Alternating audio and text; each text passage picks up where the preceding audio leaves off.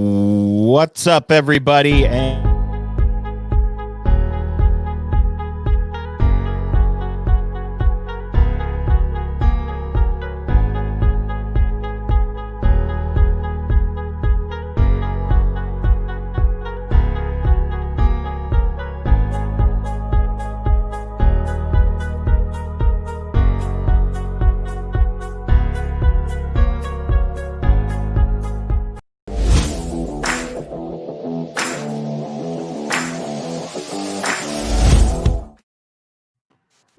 what's up, everybody? Welcome to This Week in Wrestling, THS Wrestling. Hope everybody had a good weekend, and we'll have a good holiday weekend coming up here. We're going to talk about Survivor Series, and we're going to talk about Talking SHOP Mania 2. It was something. It was something, and we're already doing it up. Thomas, what's going on? Welcome back. Good to see you. Facebook.com/THS Wrestling News, Instagram.com/THS.Wrestling, YouTube.com/ that hashtag show TV, and we're doing all right. We're doing good. Well, Ken, what's going on? I think that's your department, official THS Wrestling account. I think that's your department. Guys, I'm John. I'm joined by Neeson. I am also joined by Johnny. How's it going, guys? Yo. It's going great, man. You know, can't complain. Pretty dope show. Yeah. Lakers got Marc Gasol. Life is good on this side.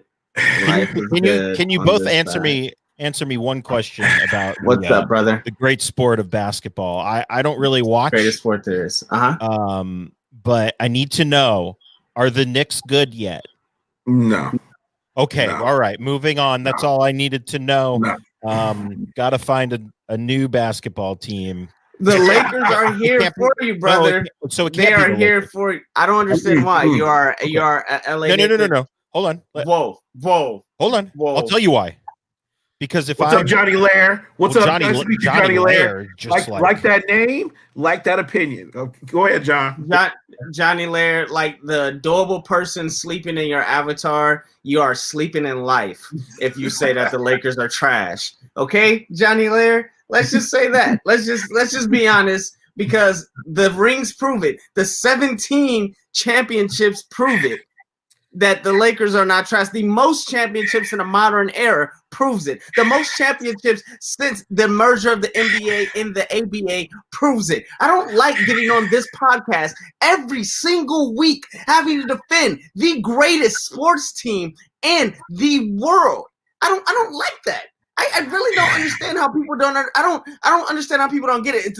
It's what are you guaranteed in life, right? You pay your taxes. The boss, the blueprint, the standard, the GOAT, the greatest of all time, the queen of the sales, Sasha Banks, is going to be the leader of the women's division, and the Lakers are going to be the greatest franchise in sports and entertainment today. So therefore.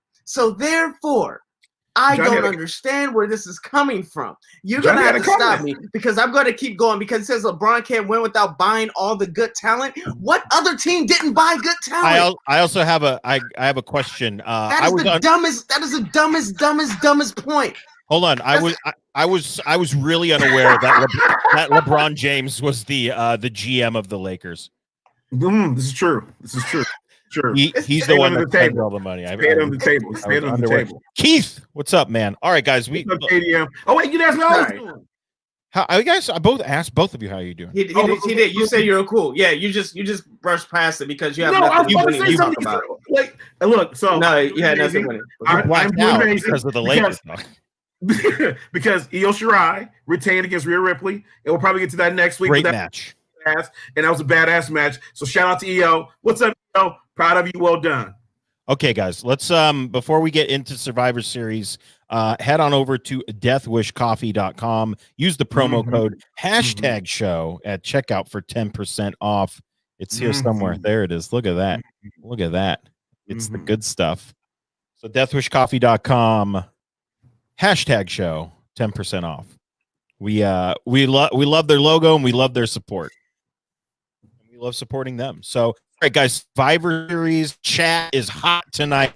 I want to know 8F chat. Give me a grade for this show, and then we'll go to Neeson and Johnny. Neeson, I thought an overall fantastic show. I think I would give this B+ and A possibly. I thought there's a lot of good stuff going on. That's just my opinion. We'll probably talk about that a little more as we go on. What are you giving this?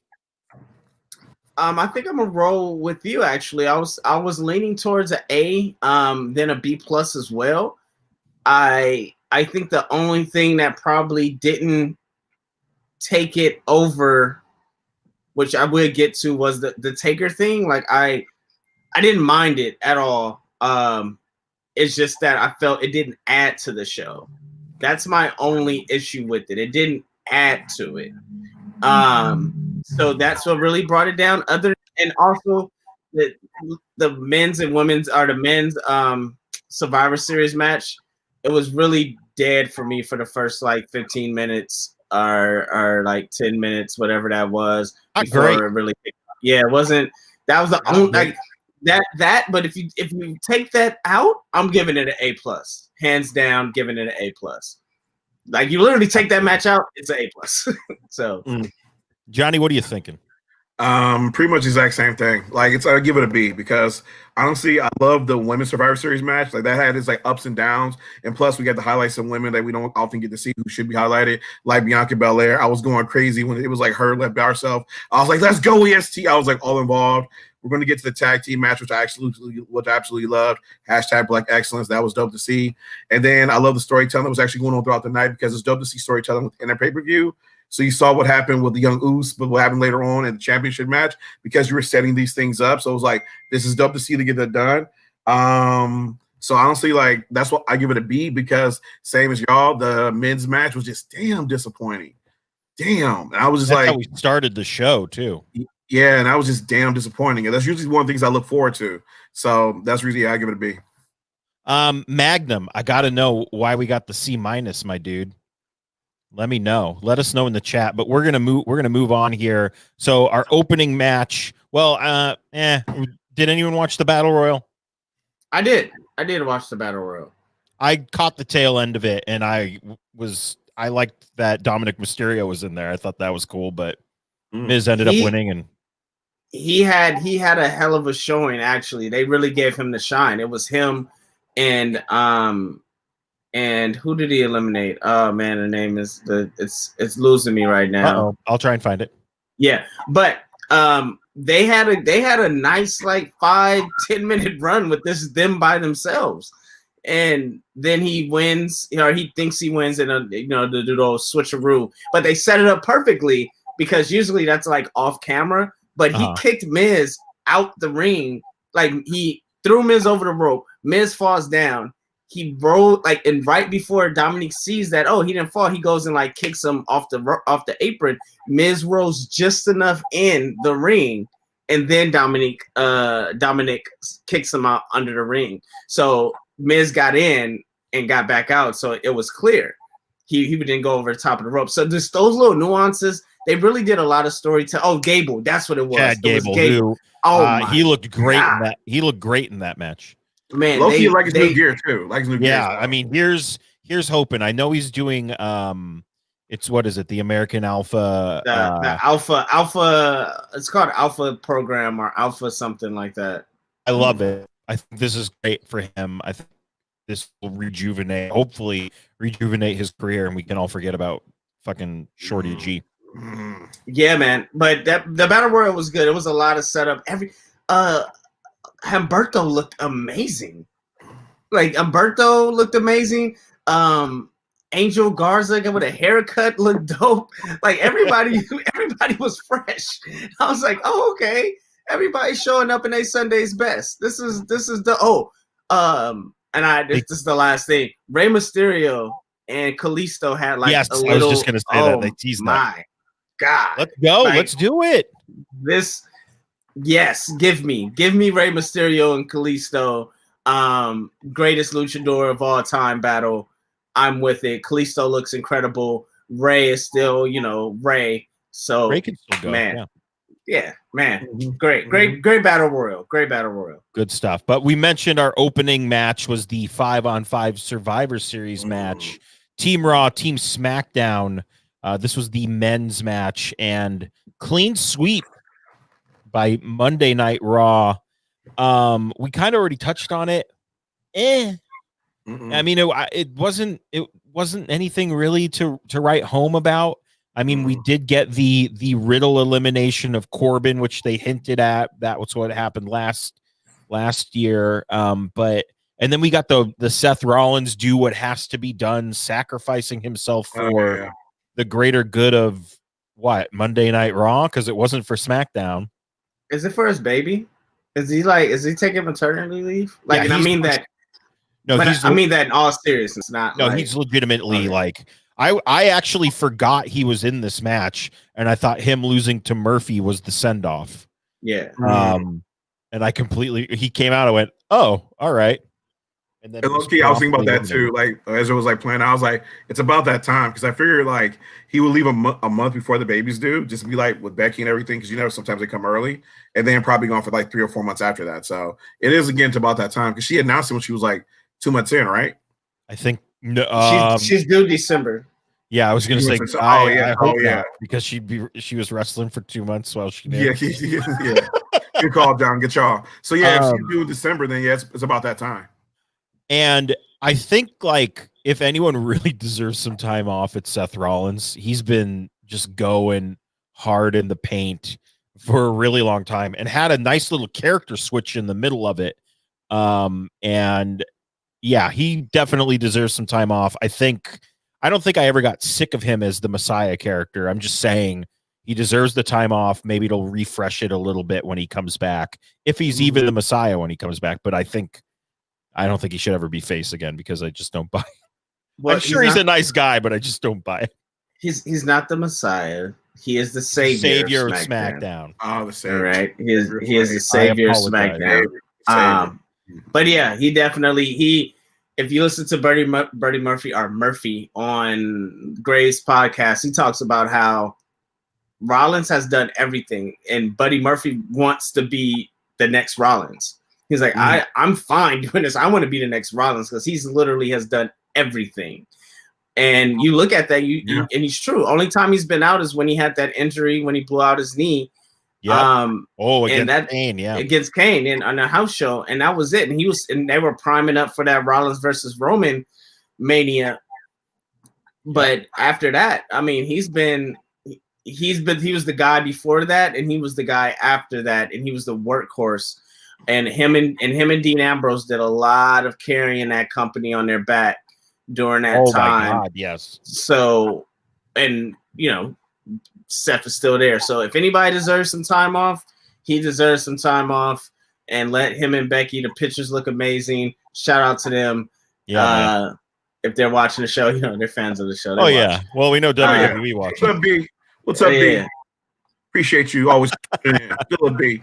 But no, yeah, I totally agree because like he's given his memorable moments for the past like 3 years. Like I think back to that nice feud he had with Triple H, where we like he broke the fourth wall and went down to NXT for like a hot minute and everything like that. It was like trying to call him out after like the dude. I was like, this is so badass. And then it would get the storytelling that happened in that feud where he was using the pedigree. And so it's in a way he uses that to finish all Triple H. Then he stops using the move to go back to his curb stop. I mean, he has been the workhorse. He's been doing the damn thing. Like in this whole Messiah gimmick, I never got tired of it. I got tired of wrestling Rey Mysterio, but I was like, I'm cool with that. But I got tired of seeing him wrestle Rey Mysterio after a while. But other than that, though, like 3 months off, come back, feud with somebody else. The only other story coming out of this match was Jey Uso getting eliminated and Paul Heyman being like, oh, here we go again, basically.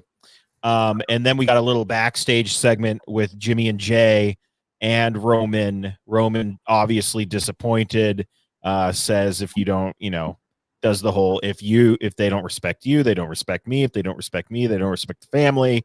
Why don't you just go home? Because nobody fears you or respects you. Go home. It's great stuff. And then Paul Heyman's just like, oh boy, Paul Heyman at all times during this feels like, what have I gotten myself into? At all times, he just really feels like, why did I do this? This was a bad idea. Do we have any other thoughts on this match? I mean, Keith Lee had new music and it sounded good. Oh yeah, yes, that is my good. first thought, is that Keith Lee had new music. And also, I'm sad because this is usually a showcase of the next main guys. We've seen the last couple of years, Survivor Series, especially the men's Survivor Series, has been these standout matches. And, you know, you had Roman Reigns, Shane McMahon, AJ Styles lead these matches, Seth Rollins, et cetera, go down the line. And now with Seth Rollins going out early, AJ Styles really like letting other people run it. It didn't turn out so good. And so that just makes me nervous about the future of the men's division in WWE. I could see that. Yeah. I mean, so, you know, because imagine then it's like, well, why didn't you have the Hurt Business versus Retribution on there instead? Why didn't you have the Hurt Business versus Team Ricochet? Or why didn't you have the Hurt Business, I'm gonna keep throwing them in there, versus Angel Garza and company? Like, there could have been a lot different matches rather than that, because that just didn't work. Like, it just didn't. I agree. I mean, go ahead. Sorry. I was gonna say, the thing about this is because, like, I agree. As I was watching this, like, I'm like, where is like the new up and coming talent? For example, like, where's Big E? Like, Big E's supposed to be getting this like dope push and everything like that, but he's nowhere on the roster and everything. So I'm like, why is he not there? If he's getting a big push, this is one of the best times to do it, is that Survivor Series. If he's one of those last people there, gets those last 2 points, he can leave all of that with some momentum to go do something else. But again, he's not there. It doesn't make any sense. And then, like, in a way, it's like Otis is still getting pushed. I'm like, are you pushing Otis? Or are you not? You took away the money in the bank from him, but you got him on the Survivor Series team. And it just feels like really weird. So, like, I agree with Neeson. Like, the thing about it is, though, is like, I don't like, when I saw everybody walk out, I was kind of like, this is a very hodgepodge type deal. This doesn't feel like some legit like contenders with some up and coming type deals. It just feels like a bunch of people thrown together type stuff. And so that's what I'm surprised by the finish. Yeah, I think for me, like, I'm also in the camp of why wasn't Big E in this match. But if you really think about it, SmackDown got swept. And I feel like I don't want Big E to be a part of that sweep, because it would just make him look weak. But that's a lot of that rhymed, by the way. Nice. A lot of that rhymed. But this is the second time Raw swept, because I remember they were swept with Braun Strowman like a couple years ago. So my question is, what is the benefit of having SmackDown get swept right now? Are you going to do a whole thing on this coming Friday where Roman's going to like be yelling at him like Seth Rollins did last year, where it's like, you disappointed me, you disappointed the table, no napkins? So I don't know. No napkins at the table. No napkins. You don't get. I got it. No napkins, Roman. You use your shirt. Yeah, I think they knew.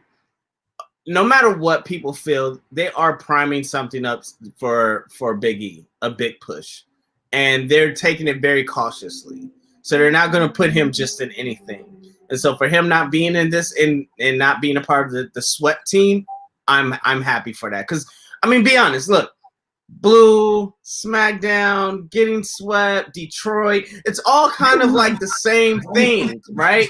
Like they just feel like they go together. Like these teams are just bad. But they may have something ready in a waiting. They may have that golden gem, right? That one savior. They may have that every once in a while. Comes that Isaiah Thomas, right? Every lifetime, you know. So maybe that's what he is to them. There, he's the Isaiah Thomas.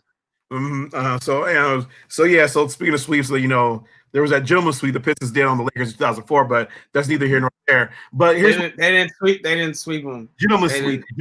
There's no such thing. What is a gentleman's sweep? Exactly. There's no such thing. You give them a mercy game just so they don't feel too bad. It's like, here's one for you, fellas. Here's one for you. But real talk though. Why do y'all think they have SmackDown get swept? What do you guys think is the purpose for that? What's going to happen next, like come Friday? Like, because SmackDown is the A show too, so this felt kind of weird to me. Because SmackDown can't be touched because it's the A show, so you could do that with SmackDown, and it'll bounce back quickly. Now you can play into Kevin Owens and Baron Corbin. Now you can play into Otis and Chad and Gable, the thing that they're doing, a part of Gable, the Alpha program. You could do all those things, but you can't do that on Raw. You can't sweep Raw, the 3-hour show, the supposed to be a show, and then they have nothing going on because it just won't it won't work. My thoughts. Oh yeah, just want to get your opinion on John or. I mean, SmackDown is the A show. I feel like it doesn't hurt them at all. Kind of like we were all happy that NXT did so well last year, but it didn't hurt Raw or SmackDown because at the time it was just NXT, in my opinion. But yeah, I mean, it didn't hurt the other two brands. This one doesn't hurt SmackDown at all. They've got, they're on Fox. They're doing all the good stuff. 71 71 times. All right. Okay. So let's move on to our champion versus champion tag team title match. It wasn't for any titles, but I said it anyway because that's how it goes. We had the Street Profits taking on the New Day, and the New Day coming down to the ring. Alpha Academy. Thank you. That's what it's called. New Day coming down to the ring in their Gears of War 5 custom gear. Look, fucking money. Amazing. And I believe Xavier he turned his trumpet into a lancer or something like that. The little sword they have in the game. With the chainsaw in it and everything. That was dope. Very, very cool. This match.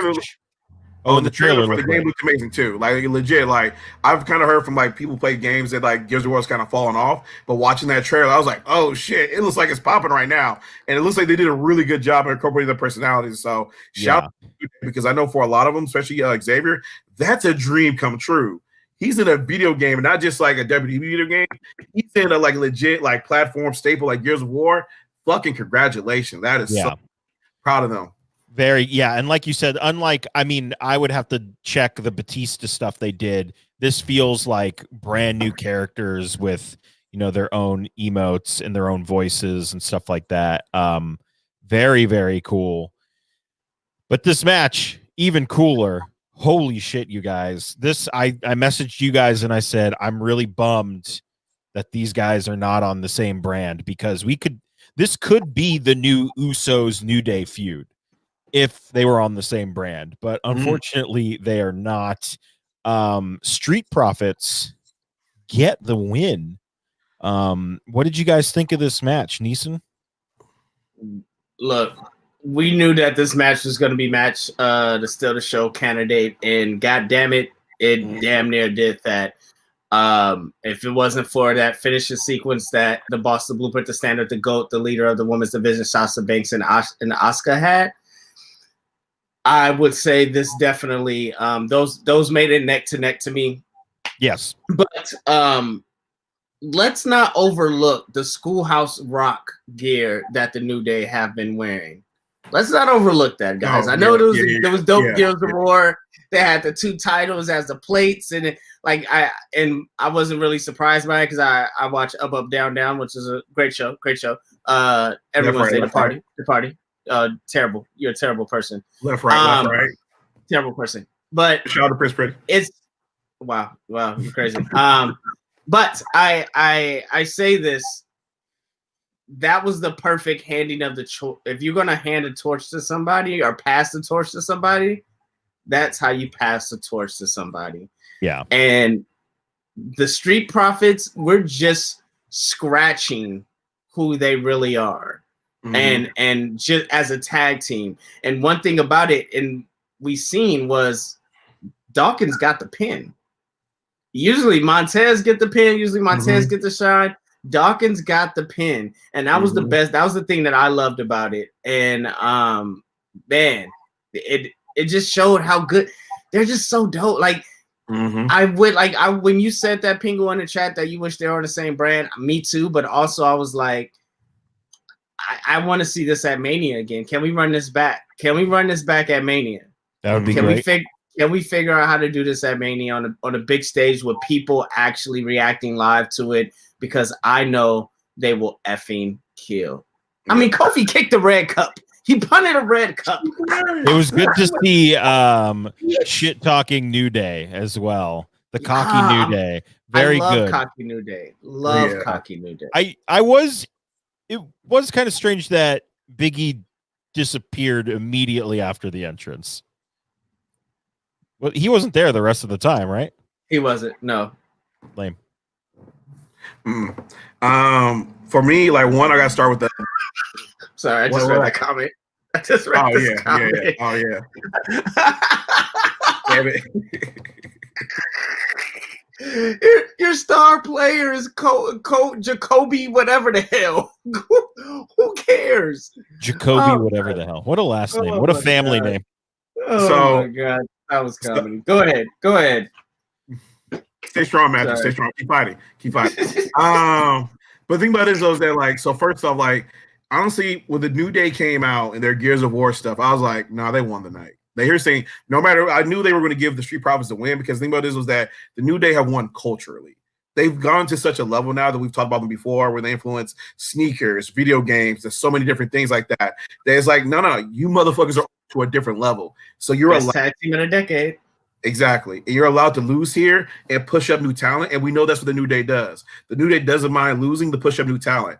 And so when this was going down, I was like, dude, this is just dope, because honestly, like, how often have we got a chance to see two black tag team champions at the same time? I was like, this is fucking awesome. This is black accents right here. This is awesome. This is dope.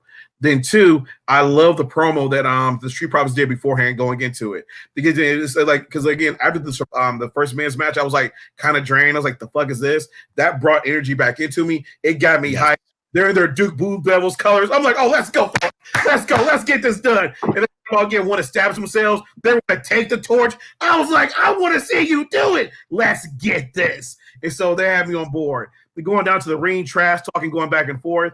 And again, to y'all point, again, it was dope to see a cocky New Day, because again, it felt right, because if you're going to give the Street Profits the win, you need a cocky, like, heel type deal. You need that cocky attitude from the New Day. And it was dope to see them doing it. And Xavier and Kofi did a great job. That point where Kofi's like lay on the ring side, like, how you doing? How you doing over there? You good? You good? And they're like talking mess. Xavier's yelling so you can hear him in the microphones. And again, the punt the cup was hilarious. I was dying laughing. I was like, this is amazing. So all in all, it was so dope to see. And then after the match, when they stay in the ring, they're like congratulating each other, showing that mutual respect, because they know they're like, look, we got to this level and we want to see y'all get to this level too. And so that was just dope to see and awesome to see. But then last thing I just want to say, Montez Ford. I'm happy Angelo got the pin, because he usually does. But like on the announcement, they were even talking about like Montez Ford. They're like, dude, he's like a future Kofi Kingston. And the thing about it is, he just more wisdom, a little bit more like, ring spice, whatever, a little bit more experience. But it's like, dude, to see him get to that level in like 3 years, to see where Montez will be in 3 years if he stays on the right path and keeps doing everything he needs to do, like, fuck, it's going to be amazing to see. So all in all, this was a dope match. Proud of everybody involved. It brought me back into this pay-per-view, and that's probably the reason why I gave it that high grade. I didn't even know we were giving it a grade, but if we're giving it a grade, the pre-promo alone that the Street Profits cut backstage in a gorilla before coming out alone had me, and I know Junior in the chat, I think it was Junior in our chat, said it was too much. No, Junior. It was not. Like, that was, and I know we talk about like culture stuff and just like black stuff, black excellence and stuff like that. That the difference between Brandy doing something on AEW that didn't resonate and didn't seem authentic. That is authenticity screaming through the screen. That is what authenticity is. That's what that is. If everybody wants to know what we seen them, it felt, after watching that, it felt like you wanted to run through a wall. It felt you were hyped. You were what you wanted to see. You didn't care. And that's what they know, the gold that the Street Profits are. They are prophets, and prophets go up every time they're on the mic, every time they're on the screen, and they just keep getting better and better as really Dawkins finds his footing. Because as you know, Dawkins has been finding his own little niche now, like him beatboxing the Undertaker's theme song. Oh, that was so dope. That was so, bro. It just felt, it didn't feel fake. It didn't feel forced. It felt like them. And that's the one thing with these tag teams on other people. And I know you stay in your position, but your position is standing in the trash. Matter of fact, hot trash. Matter of fact, fire that's lit in the hot trash. You, that position, and your super kick position. Don't think I forgot. You got the link. So I need you to go ahead and drop into the damn show right now so you can go ahead and talk about that. Mr. Oh, I'm a super kick because I've been watching wrestling for the. Yeah, I'll let you do your rant on, but that's best believe you don't get it shut down. Sorry, guys. Sorry, but you understand why. All right, so we'll see. Maybe I can top that a little. Oh yeah, the rank coming. And also before we go to the next match, shout out to the kicks. I would be Johnny Dope Kicks when they talk about the sneakers. I love the Dame Dash, Ric Flairs with the woos like that. I was like, whoa, those are fire. And so like shout out to them. Shout out to Kofi because like I was thinking the Kofi's trying to place his. And I was like, I love those. And Xavier's wearing sneakers now too. So I'm like, y'all getting shoe deals. I see y'all out here hustling. That's the damn thing. Xavier's wearing the joints. They're like special sports joints that make your, like, you know, the soles that make you jump higher. Yeah, like the spring stuff. He's wearing those type of shoes. But shout out to Kofi not wearing kick pads anymore, so you can actually see. His shoes. Yeah, that was the same thing I thought too, because it looks like he's wearing like, you know, joggers now and everything like that. So the shoes get more off. And I was gonna say he knows. We're not talking about Raw, but on Raw Sneaker Talk, he was wearing the Moss on that program and everything like that. Those limited edition ones that came out. So your game is slowly rising and rising. He's putting it out there. By the way, if Sneaker Deals want to sponsor THS Wrestling, we all rock dope kicks. So, you know, just send things our way. We'll happily do unboxings. Yeah, 100%. Up next, we had the Intercontinental Champion Sami Zayn taking on the Raw United States Champion Bobby Lashley of the Hurt Business.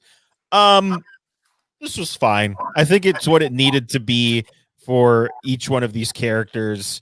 Sammy being the shitty heel, trying to get away and trying to get disqualified, and it not working for him in the end because of the Hurt Business. Yeah, I mean, I don't really have a lot to say about this match. It was fine. I enjoyed it, but nothing to talk about at great length. Same. Okay, perfect. Let's move on. That was easy. And now, Raw Women's Champion Asuka taking on the SmackDown Women's Champion. I can't do the whole thing, but I will just say it was boss time. Sasha Banks. This I was watching this match. How much did Michael Cole pay you? It's boss time. Guys, I didn't know. I don't know if you knew, but it's boss time. I watched this match, and I want to say about 10 minutes in, I said, Sasha needs to win this match. I was like, this match is great. I loved it. Man, at the end there, they were really flowing. There was a lot of great stuff going on there. And I thought Sasha needs to win this match. I need Sasha to win this match because Asuka win doesn't do anything for me. A Sasha win does something for Sasha. It somehow brings her up higher because she's finally pinned Asuka, who is the champion on the other show, while she is the champion of the A show. I think this match was right up there with the Street Profits New Day match for me. I think for match of the night, I thoroughly enjoyed this match, and I'm just watching Sasha Banks climb up my Wrestler of the Year ranks, y'all. That's all I'm going to say about that. Neeson, what do you got? The boss, the blueprint, the standard, the GOAT, the leader of the women's SmackDown division, the queen of the cell, the greatest wrestler of all time, Sasha Banks, has cemented herself into this title reign as, hold on tight, guys. It's about to be boss time for a very, very, very long time. And I can't be more excited than what I am. Also, and I say very long time, I mean until she gets another movie deal or TV show deal, because she has said in every interview this past week that she is looking to get into more movies and TV stuff. And for Bryce Howard to champion her and to retweet her and post her and tag her and talk fondly about her. It's only time will tell. She is not losing to Carmella. Matthew, why would you say some stupid crap like that?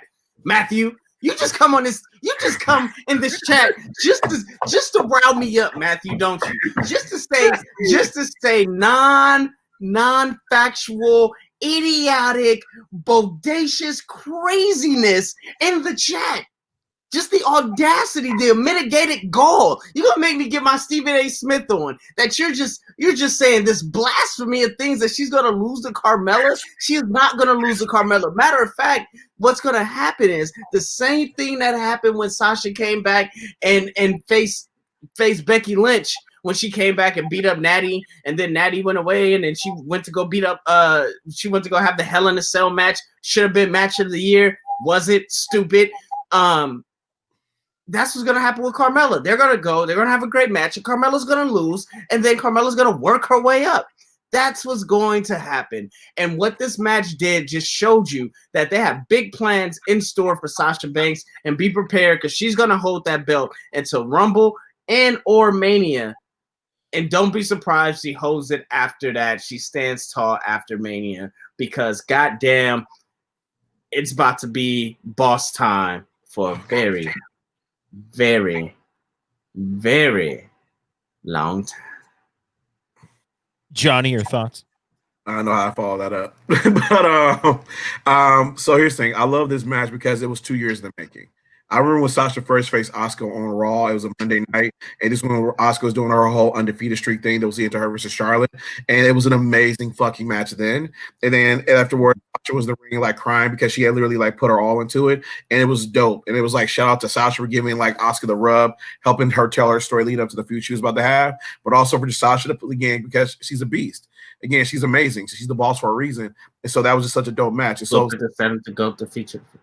Exactly. So coming to tonight, I was like, she's got to get this win because she's lost to Asuka as a heel because she's supposed to. Anytime she won as a heel, which is illegitimate because, again, she's a heel. But as a face, she's lost to her legitimately. But now this is her come to shine because this is her like rise from the ashes type moment. This is where she's the Phoenix now. So she needs to get this win. But I love the way they booked this win, though, because it wasn't just an outline like I beat you, like bada bing, bada boom, 1, 2, 3. It was like, no, I got this roll up. So guess what? We can have some stuff later on. Because right now we're not on the same brand. But on the day when we get back on the same brand, we can actually have a feud and go on for a couple months. And then I can get that 1, 2, 3, that tap out on you real quick. So I'm loving what they're setting up here because we know that there's more to come from this. And again, in the match themselves, you can tell they both respect each other just from the way it was booked. And like, for example, I love the whole like sit on the rope, call you back in. Gave me total vibes to the takeover where Asuka went against Mickey James. And so it was that whole thing played out again too. So I love this match. It was dope to see, and shout out to him. So I'm really, really excited about like 2 years from now, maybe a year from now, where they're back on the same brand and we see another feud. Shout out to Wendell. I've known Wendell for a really long time. One time I was walking at a convention and he was working the soundboard and he saw me and he played Tetsuya Naito's theme song. And it was a good time. What's up? What's up? That's dope, Wendell. That's dope, Wendell. And Manny, why are you also cheering for Carmella? Why is everyone cheering for Carmella right now against Sasha? This is weird. I think well, some people are doing it just to get a rise out of Neeson. I think other people are doing it because they want Carmella's been gone for a while and they just want to see what Carmella's got now. Hot take: Carmella's new gimmick is stupid. Continue. I agree, 100%. I hate the gear. I don't like it at all. 100% trash gimmick. I do agree with Matthew, though. What he just said. I would love to see Mickey James get one more title win. I think that would be cool. I would love to see that. That'd be great.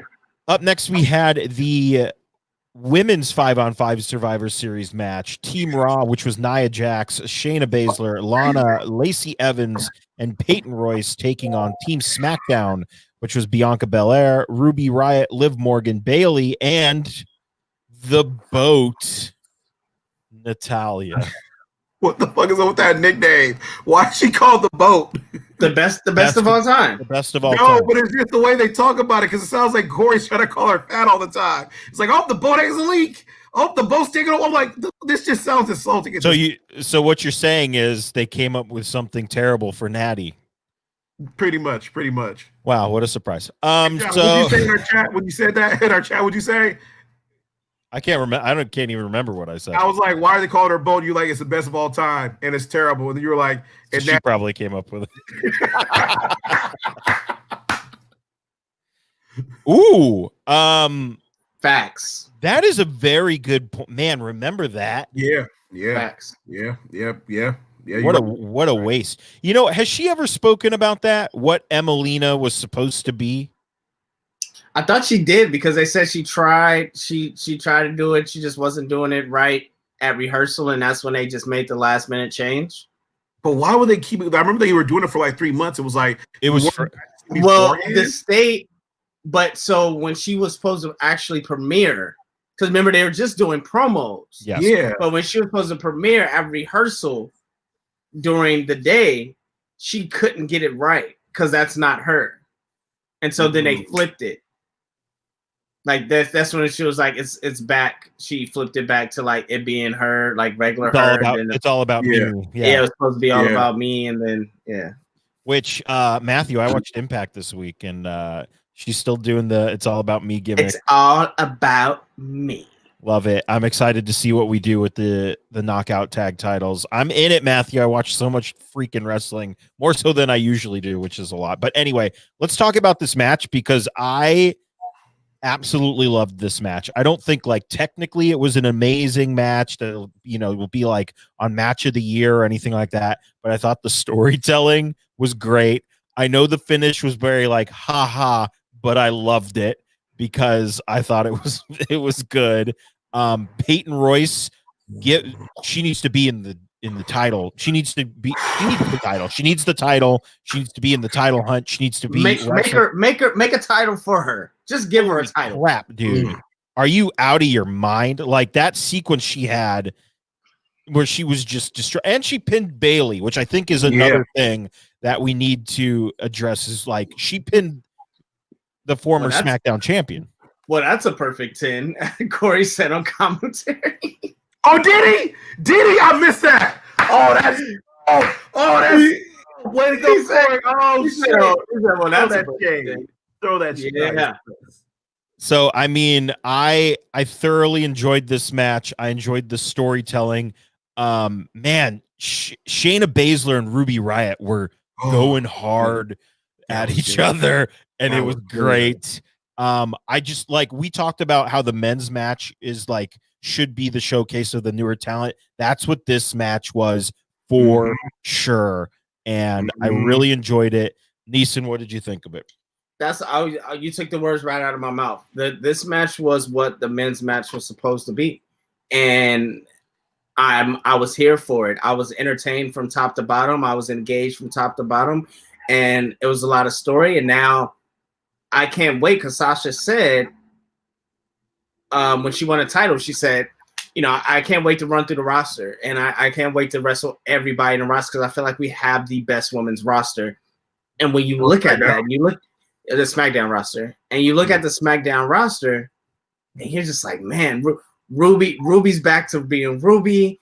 You got Bianca Belair, of course. You got Bayley. I mean, even like Natalia and Liv. Like these are all women that could go and actually do something for the other person in the match. Not only can they have their own out, but they could actually like give the other person something. And you just need to give them something to sink their teeth into. And I can't wait, honestly, until Friday, until we see the fallout and actually see the new storylines and add like this is the start of the road to WrestleMania. So I can see of what they take and build, because in my eyes, I see Bianca Belair versus Sasha Banks at Mania. Oh my God. I can't see. I want to see who they like. Okay, who they're gonna put against Bianca, build up. Who are they gonna put against Sasha, like to maintain, and how are they gonna do that? Because there's so much talent on that SmackDown side and the Raw side. It's so interesting because it's just like the tag titles are really holding up a lot. I feel like the women's tag titles being over there holding up a lot, and then outside of that, look, man, Lana. People can say what they want about Lana, but I saw her Chronicle, and I honestly was felt it. Like, she talked about her depression, talked about people hate her, and said she want to jump off a cliff. First of all, if you're saying this, if you're telling anybody if you're going on somebody's page to tell them to die or to commit suicide, you need to look deep in the mirror. Deep in the mirror, because truly your life isn't happy and you don't love yourself enough because you've never done something that you truly wanted to do and made it manifest into life. This woman has been through a lot. And I mean, I knew that before, but like knowing that and like seeing it and her talking about it, her talking about how growing up in Russia, I don't know, man, it made me, I know she'll never be a face, but I see they're trying to like really show the other side of Lana. Yep. And we talked about this, about her going through the tables, and I was like, I like it because it gives something, it gives her something, right? It's not a backlash. Why are you laughing? What's going on? Go ahead. I'm gonna talk about this. Go ahead. Oh, but I loved it, and that's why I really can't wait to see the fallouts of all these things, because it was what it was. It was what the men's match has been in the past for me. This is what that was.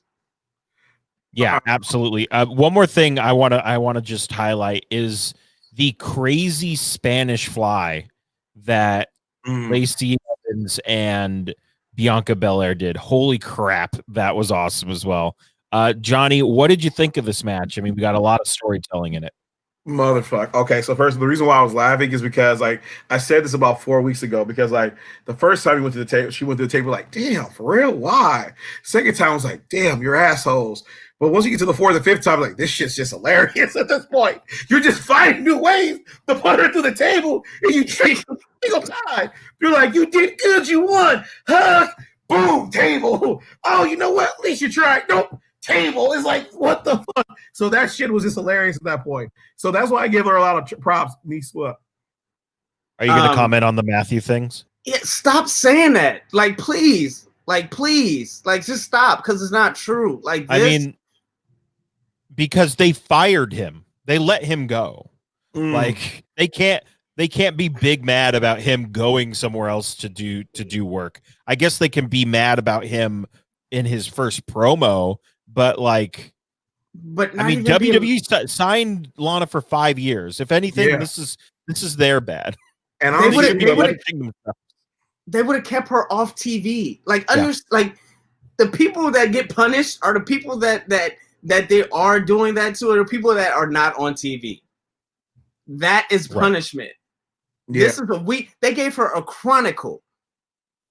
Like, they would have shelved that shit. They would have done it. Yeah. Relax. It's fans like that. Like, we got to stop that. Like, stop. Yeah, because think about this was that, like, for me, it was just, again, it was hilarious. It was funny. And then two, to like think about this, she does a great job. The reason why, because again, they're married, but the reason why she stayed with the company is because she knows where she's appreciated. She knows she's doing good things. Because I don't tune into Total Divas all the time, but she does a great job on Total Divas. She does a great job of promoting, getting interviews. She's smart. She has her and she's also multi-talented. To Nisa's point, you brought up a while back, she was taking acting classes. So she's trying to be multifaceted. So the thing about it is, also, she's going to have a career. And so it's super dope. Now, back to this match, though. This shit was amazing. Because, one, shout out to Lana, because she got better. That was the thing, though, because her yes. Right, I was like, oh, shit. Get him, Lana, get him. She was hitting her moves. She was doing well. She was working safe. And I was like, that's the fuck I'm talking about. In a way, I feel like Lana's doing the storyline that they probably could have done with Eva Marie if she had stayed. Because it's like kind of thing you have like this hate put on you, but then but instead, like, we kind of like built some love around you, everything like that. What else? What's up? What happened with Eva Marie? I thought she was what happened? I don't know. I think I'm getting the name wrong. No. You you're got it right. You're right. There were reports that she had re-signed and she was going to be on Raw that night, and then she didn't come back yet. That was weird. Nothing happened. Yeah, and so like proud shout outs to Lana because, and also I love the storytelling within this match because I was dying laughing. Like at first, legit, I was texting John in our group chat. I was like, "Oh, they made her stay on the stairs," and she was about to cry, and I was like, "Damn, that sucks." But then after a while, she's just like, "Stay on the stairs. You stay on the stairs." I'm like, "Okay, this shit's hilarious again." They just make her stay on the stairs. This is so fucked up. And I mean, the best part about it is, yes, she was the sole survivor. Yes, she got her little moment, which was great, but Nia Jax can turn this into, you only won the match because you did what I told you to do. Exactly. So that can play into like next week and everything like that. And so I love to finish the match where she got to be the sole survivor, and everyone's clapping and charging, and then let chat we're like laughing, said this is amazing, and Nia's like, what the fuck? And so that Lana's whole storyline here, bada boom, it was amazing. Good job. Great stuff. All right, Bianca, yes. Like, here's the thing. I was legit hoping Bianca was about to have that Dolph Ziggler moment. She was about to take out the rest of the team and get that win, but she still got her chance to shine, though. She did the Spanish, what's it called? The Snake Spanish Eye. Fly. Yep, the Spanish Fly, but she also did the Snake Eyes. Snake Eyes too, like that, which is like badass and dope and everything. Then she held her own because even with Shayna Baszler, she didn't tap out, and I was over there cheering. I was like, "That's right, Bianca, get to the rope!" Like I was brought back into this. I was cheering. I was going crazy, and so like I have to give them a lot of shout outs because this was a lot of great booking in this match. Like all the women came out looking strong, looking dope, and got the shine. And Shayna Baszler. I love Shayna Baszler. Again, I always talk about she's a fucking beast. So again, who did she tap out? It was who she make go to sleep? It was Ruby. But the way Ruby just like kind of went to sleep and everything like that, just shows you how deadly that clutch is. And her and Nia still look strong. And the fact she got put out by being disqualified does not make her look weak. So that way she can go and challenge Asuka or someone else with belts later on. So again, they maintain Eddie Bryce's credibility while telling great stories. Fucking shit. This was dope. Like low key, this might be my favorite match of the night. I'm gonna go out on a limb to say that TJ produced this match. Like, I bet you TJ produced this match. What makes you say that? Surprised. Because he's been working with, if you watch the Chronicle, and him and Natty have been training Lana on their off days.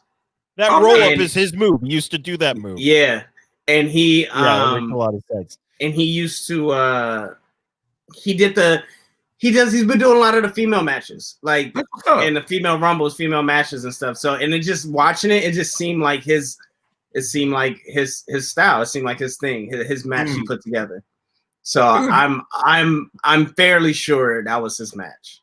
Oh, that's dope. I give him credit if he did it. It was well put together. Shout out to TJ. I miss that guy. Yeah, I do too.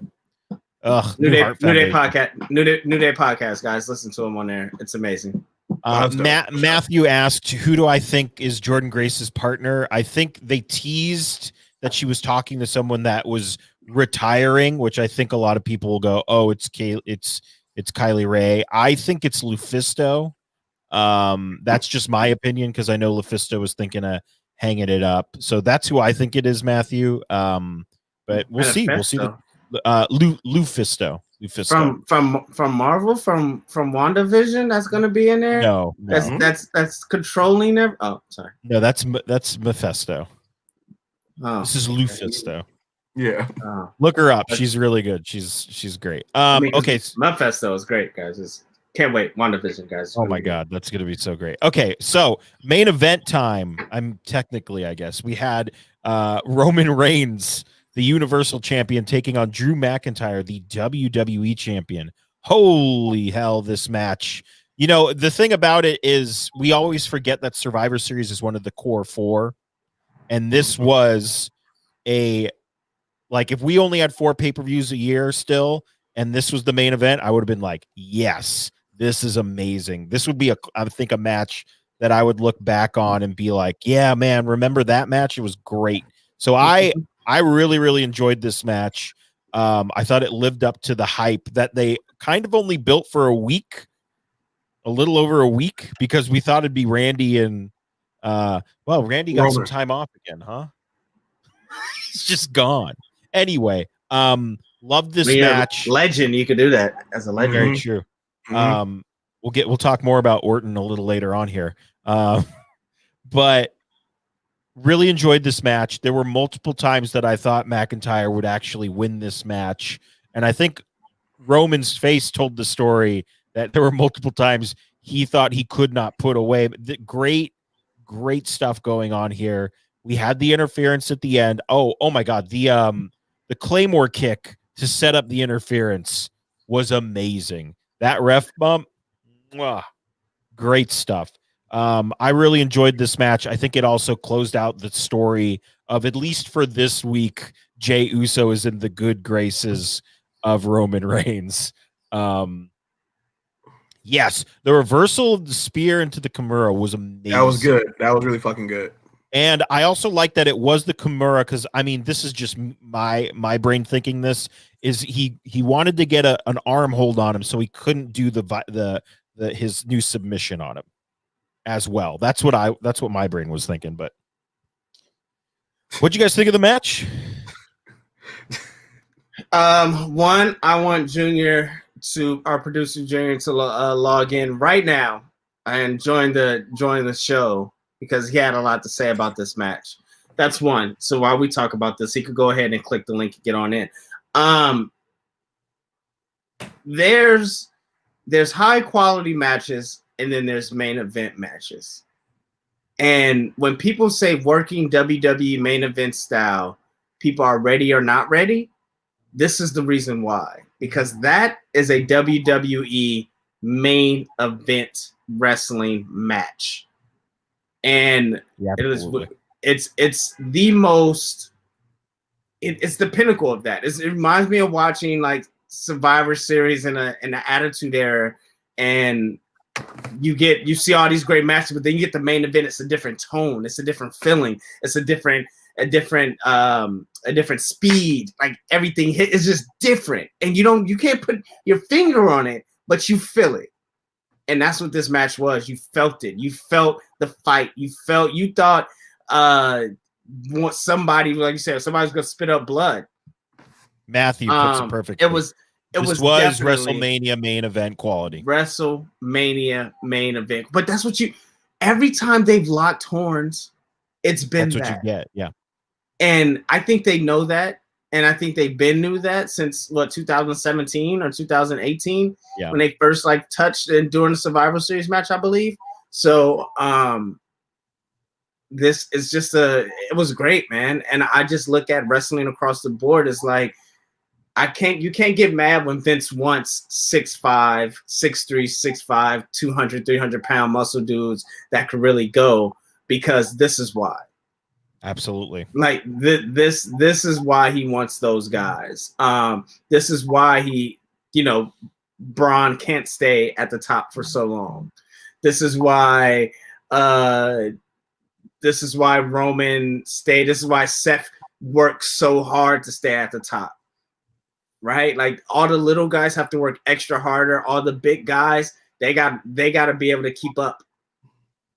And Roman, man, one thing about him, that's big match Rome. He needs to take that away from John Cena, because that's big match Rome. He shows up every single time and delivers. I don't remember one bad Roman Reigns match besides the Undertaker match at WrestleMania, which wasn't his fault. I don't even that was a bad match, but the only reason it was passable was because of Roman. Exactly. Right? Like, he's just that guy, and he saved that man's life. He really did. He should have been out there at the end in a suit. He's so cool. Anyway, I'm sorry, we're not there yet, Johnny.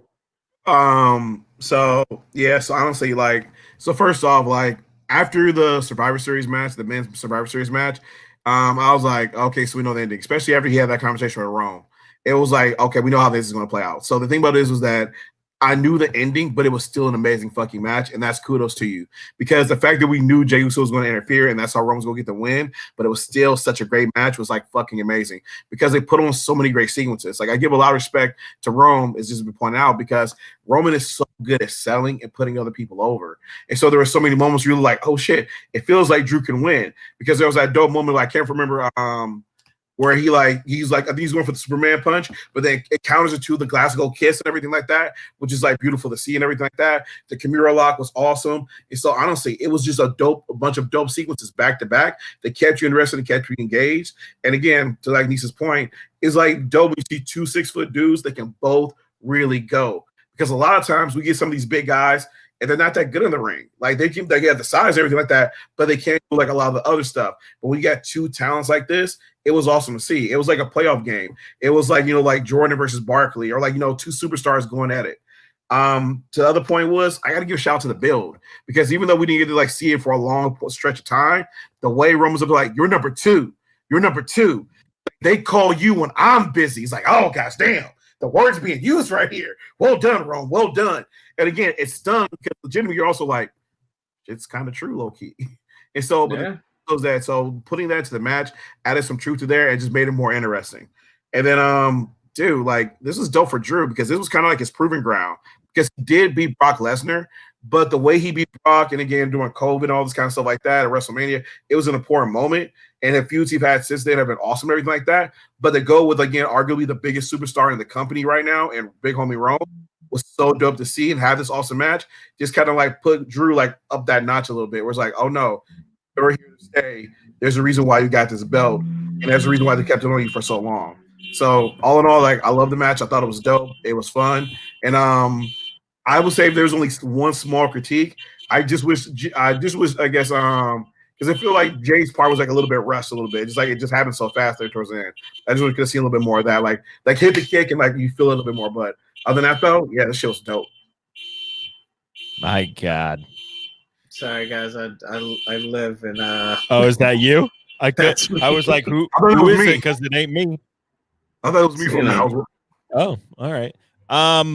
Well, that was the end of the show, guys. Nothing else of note happened. No. I turned the TV off. You do not disrespect the 30 years. I do.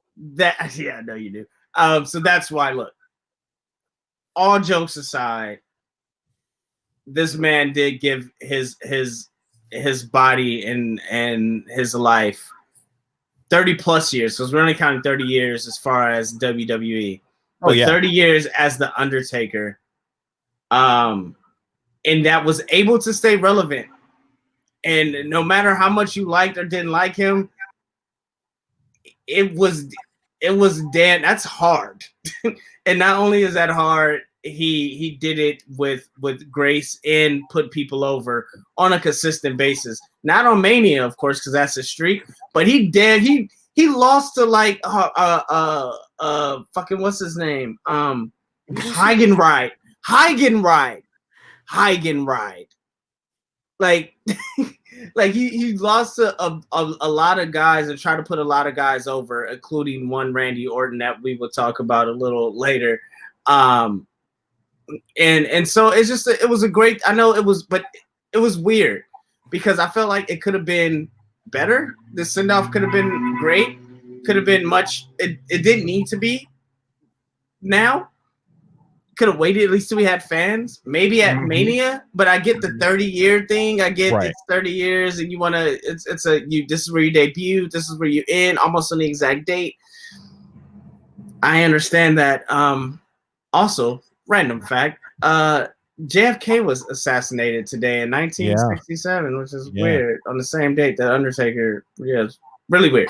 But yeah, man. So I just think that did Shane break out his old Casio keyboard to play Undertaker's theme song? I got what they were trying to do there, and I was like, this is kind of cool, but at the same time, I was like, eh. Yeah, and it was weird that everybody got out of the ring during it. Like you got everybody there. Nobody talked, nobody said anything. Like you didn't want to give speeches. But time was running out. So I was just like, all right, whatever. Like I said. Here's the thing about that. It's on the WWE network. You don't run out of time. It's your thing. And I mean, if you're like, listen, we all saw my rant last week. We all know how I feel about The Undertaker. You're going to give this dude a send-off and you're going to run out legend after legend after legend. Just make it a 2-hour thing. whatever, make it whatever you want. But then again, we also have to realize he's not in the Hall of Fame yet. So holy shit, yeah, that's going to be its own thing. And that's what I thought too. I thought that since he wasn't in the Hall of Fame, like that's his speech, that's his time to really talk. So I'm like, why is he talking in character right now? This is stupid. But I'm like, oh, this is farewell to the Undertaker, right? And then Mark Calloway could talk at his Hall of Fame speech. Also, Matthew, yeah, I could be wrong, I could be not. I think it's 1967. That's what I said. But hey, who cares? I'm not Google, man. Like, history wasn't my major. We could talk camera lenses and all that other stuff. We could do that. But talk about the year that JFK was unfortunately assassinated, bro. I don't know. It was 1960 something. That's what I know. It was 1963. Three? It was 3? Yeah. See, there you go. 1960. I don't know. I don't know anymore. I don't know. I don't know. By the way, nice name, Charlie Scene. Like that name. I was thinking the same thing. Like, first of all, I turned the TV off. I thought it was over. I was like, oh, good match. Good job, bro. All right, let's go get ready for the show. I logged in like 30 minutes early. He's like, oh, wait, there's more? Who are you, me? Low key. But then. Yeah, that was fun. That was funny. Exactly. But then I went back and watched it, and I was like, I thought the exact same thing. I'm like, this is cool, and I get it's 30 years, but yo, there ain't nothing wrong with 31. Because this is dope to see in front of fans. Because fans are part of that magic of like, want to see the Undertaker, to see those authentic chants. Because those chants, I'm like, are those just audio recordings, or is that actually from the Thunderdome? Like, I don't know, but it's like, I would love to see this in actual fans.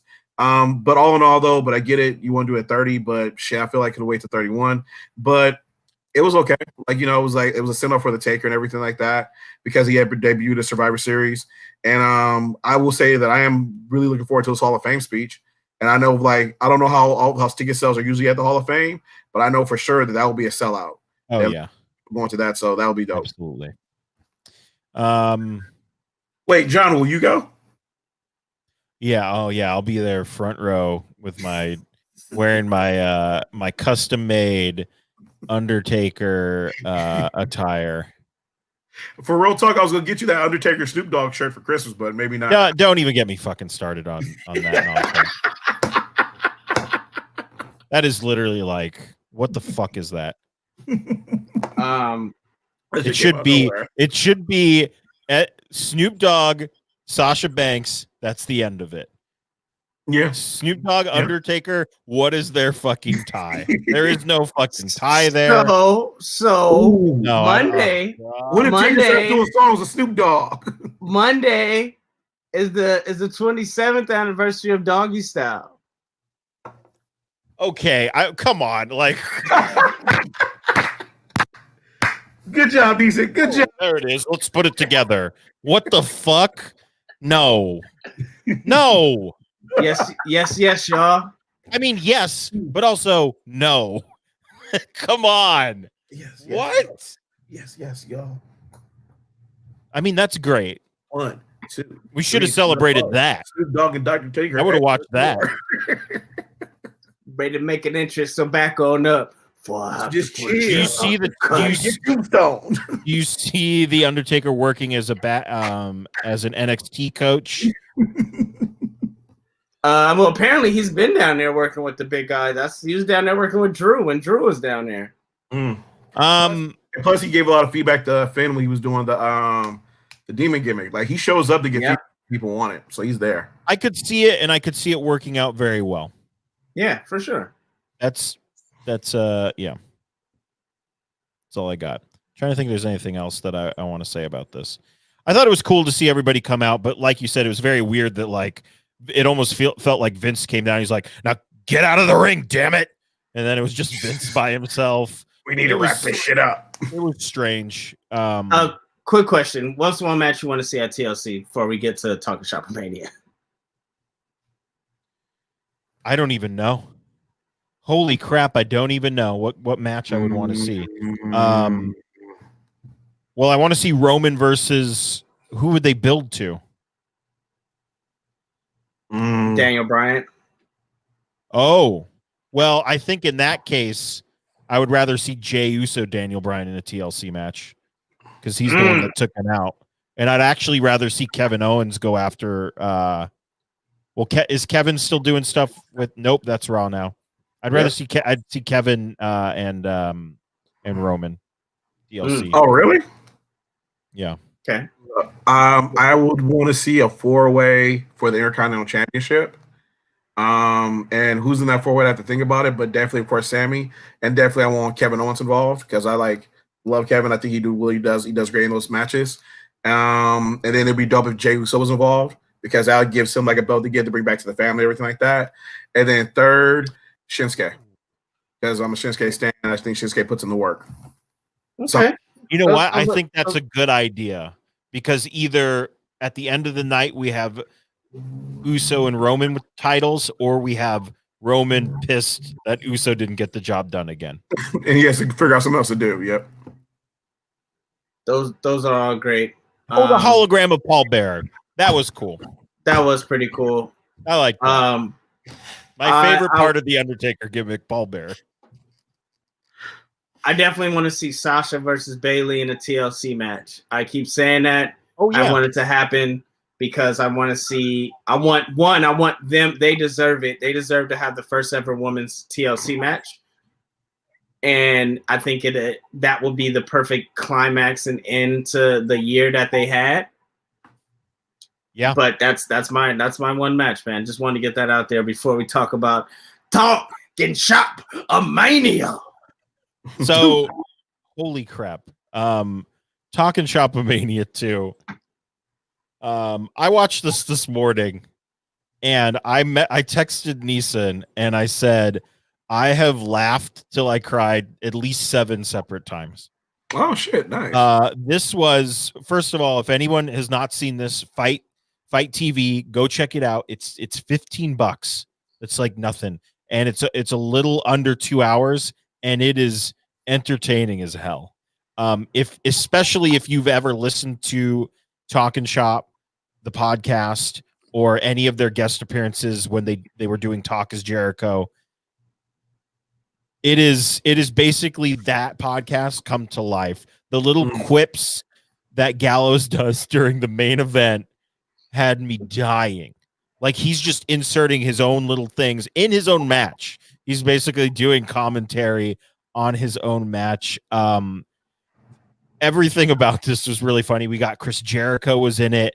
We also had a CGI Gallows who was on commentary because he didn't want to leave his room because he was too busy counting money and he could afford the CGI. Who else was there? Were so many people that were just involved. Swoggle was there. Swoggle, Brian Myers. Freight Train. Look, this is having an interview that I did with Rocky and Carl Anderson, and they said that they want this to be one of those things where you have a drink with your boys or grab some CBD oil basically and like just chill out with your boys and watch this and laugh. I felt that. Like I was like, I'm laughing now, but I should be high laughing right now because it's one of those things you cut on when you're just high or you're just having like a beer, you just want to laugh. And you can watch this years from now. And also the thing is like, I want to be booked on Talking Shop Mania 3. What can we do to be booked for Talking Shop Mania 3? I mean, the credits already booked a match. We got a match already booked in the credits. Man, because that was the fake Randy Orton. Nate Orton. That's legitimately his brother. It looked just like him. Yeah. I was gonna say it looked just like him. It's legitimately his brother. So it looked like Nathan Orton. Yeah, so Nate Orton. They had a fake Batista. Well, the fake Batista was like Triple H, but then it was Knox. Do you remember? Right.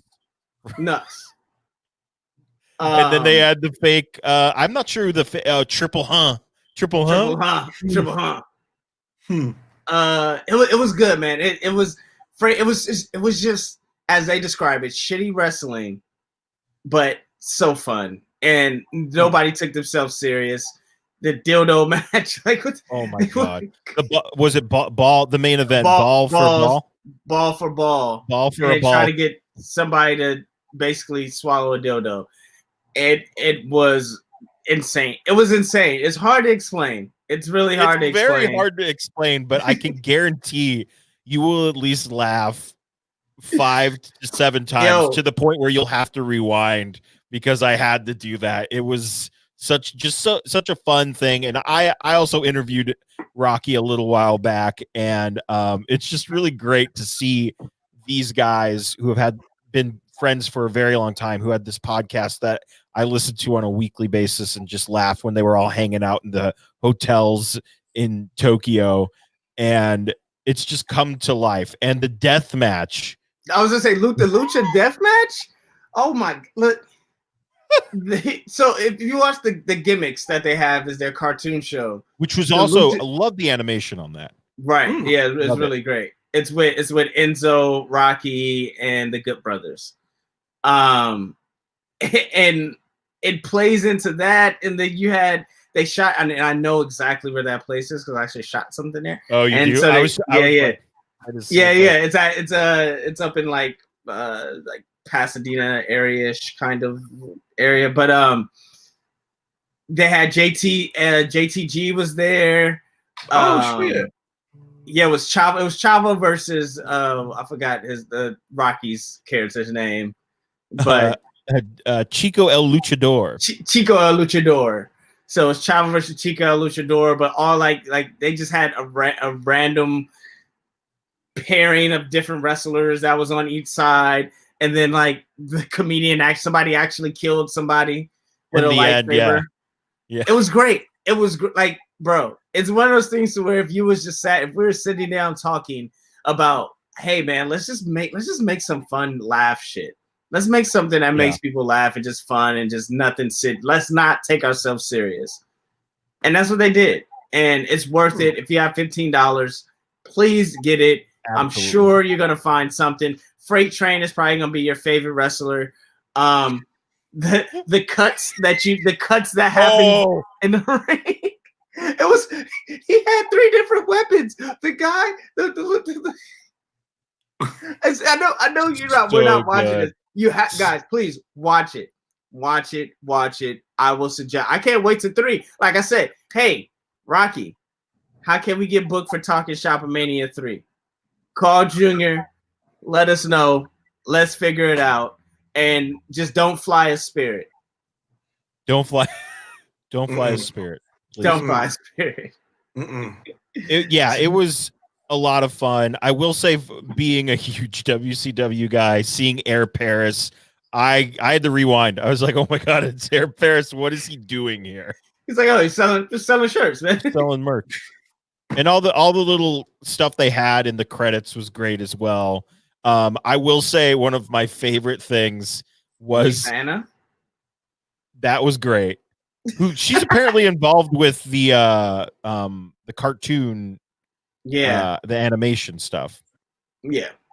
My favorite thing, and I think I texted you about this, was when Brian Myers did the Matt Cardona comeback. It was so good. It was great. But once again, guys, Fight TV, check it out. Talking Shop Mania 2, and go check out the first one too. Great. I gotta give y'all props. I haven't seen it, but you sold me on it. I want to watch it now. Dude, it's so funny. Like, man, it is. It's worth it. It's just fun. It's hard to describe, but it's also it's like if Barstool did wrestling. Yes, but probably not as shitty because they suck. It's true. Look it up. They're terrible people. Anyway, Talking Shop Mania 2, guys, go check it out. Teddy Long in a tree. I can't even repeat what he said, but just know that he was the one black guy there, and I was like, "The fuck you got me out here doing this?" It's ridiculous fun. Just Incredible's in it. Tommy Dreamer and Rhino are in it. It's crazy stuff. Guys, obviously, we're going to wrap up here. We didn't get to talk about AEW, and we won't. If we did, we would have been our "What Are We Doing" segment would have made its debut. That's for sure. But guys, our handles are below us except for Johnny. Johnny, where can the people find you? You can find me at Johnny P313 on Instagram and Twitter, and on Gumroad. My comics are for sale. Yeah, come on by, come chop it up.